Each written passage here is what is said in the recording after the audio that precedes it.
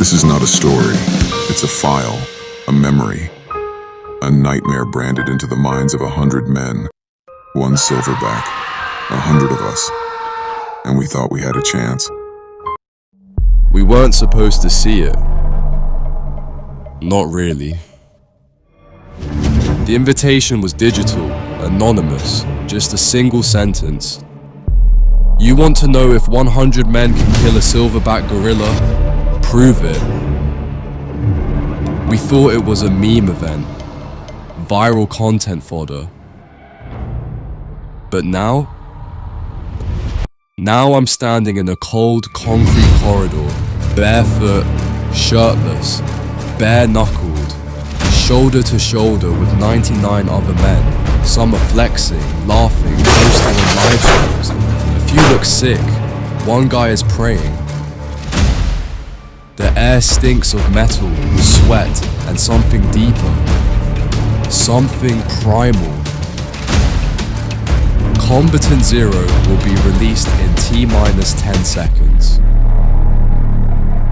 Good luck, they said. We exchange glances. Nervous chuckles ripple down the line. Some guys still think this is fake, that it's a prank, that a guy in a gorilla suit will come running out to dramatic music and inflatable bananas. But me, I smell blood.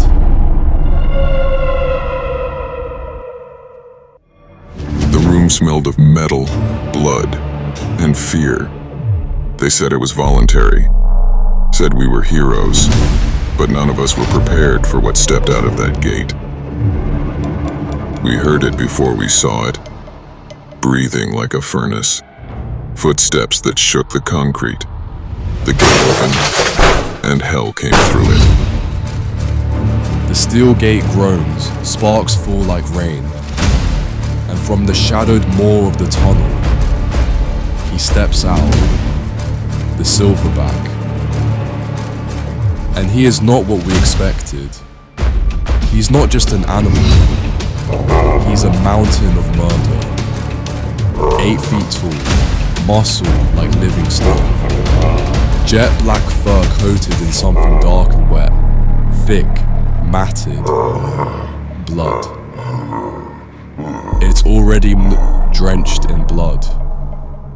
We don't even have time to wonder whose. He locks eyes with us, yellow and human-like. And then he charges. The first guy, Chad maybe, gets launched. I don't mean pushed, I mean launched. His body disappears into the stands of this twisted coliseum. We hear the impact. We hear the crack. We do not hear Chad again. We swarm like ants, yelling, screaming. Someone tries to tackle the gorilla from behind. The silverback grabs him mid-air and rips him in half. I vomit. I don't know when. I just know that my hands are shaking and bile is on my chest. This isn't a fight. It's a slaughter. 20 men rush the beast together. The gorilla spins with arms wide and slams the ground with both fists. The shockwave alone sends 5 of them flying. Their bodies bounce like ragdolls. A guy named Marcus gets in a lucky shot with a steel pipe. It dents slightly against the gorilla's skull. The silverback grabs Marcus's face and squeezes. I hear the skull collapse. It sounds like biting into a ripe peach. There's blood on my lips. I realize I'm biting my tongue, holding back screams. My legs want to run. My brain tells me I'm trapped. But it gets worse. Because someone, some genius, unleashed something not just physically powerful, but cruel. This thing knows what it's doing. It's not just killing, it's punishing. It waits between hits, makes us watch, lets the screams linger, smashes a man's legs but leaves him alive. It wants the fear to spread. It feeds on it. Chaos doesn't have a sound. It's everything at once. Screams, crashes, panic. Saw a man's arm fly past. We were prey. We knew it now. There's only 30 of us left now. The other 70, lying in piles. Some in pieces, some twitching. One guy is crawling toward the exit, intestines dragging like wet ropes behind him. I don't even know his name. And somehow we're still trying. We keep rushing. Why? Pride? Masculinity? That stupid argument from the internet? 100 guys could do it. We believed that. We thought 100 of us could overcome nature's fury. But what we didn't understand is that the gorilla doesn't follow our logic. It doesn't get tired. It doesn't second guess. It just ends lives. At 20 survivors, we try strategy. Surround him, someone yells. Bad idea. He leaps. I mean leaps. Like gravity's just a suggestion. He lands in the middle of our circle and spins, fists like wrecking balls, elbows like axes. 3 men go down instantly.